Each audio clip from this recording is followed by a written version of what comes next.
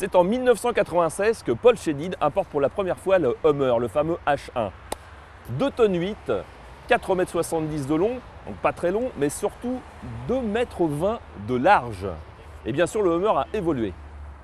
Second modèle de Hummer, c'est le H2 que nous voyons là, qui est encore plus long, un petit peu moins large et tout aussi lourd que le H1.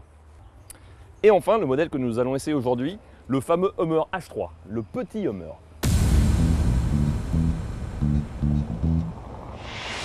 Petit, oui, mais seulement si on le compare au modèle précédent. Le H3 mesure quand même 4,74 m de long pour 1,90 m de large. Alternative originale, il s'agit pourtant d'un véritable 4x4 doté de tous les attributs que l'on est en droit d'attendre d'un vrai baroudeur.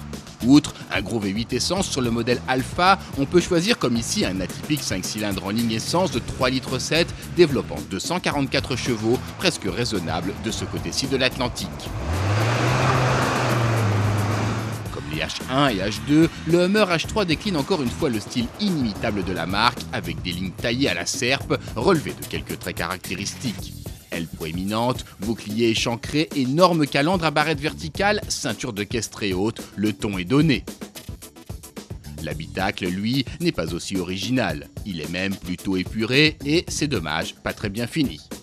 Malgré son look et son architecture atypique, ce Hummer H3 est un authentique 4x4 taillé pour l'aventure et ses aptitudes hors asphalte sont tout simplement époustouflantes. Nous sommes sur un terrain qui est particulièrement difficile, du sable assez meuble. Et ma foi, l'engin s'en sort plutôt avec les honneurs. Disons que les gènes de véritables 4x4 perdurent sur cet engin. Mais l'exercice apparemment ne déplaît pas à cet Américain pur jus.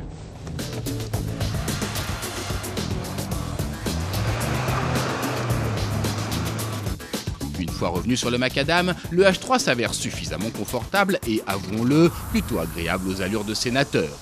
Mais, sur route sinueuse, il perd toute consistance et s'avère délicat à la limite. Sa masse et son train avant peu précis rappellent que nous avons affaire non pas à un concurrent du BMW X5, mais bel et bien à un baroudeur old school qu'il faut ménager sur certains terrains.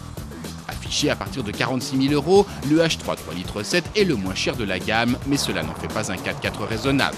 Un Jeep Grand Cherokee ou un Land Rover Discovery, mieux motorisé, mieux équipé, mieux fini et moins cher, sont des choix plus cohérents, mais il est vrai nettement moins originaux.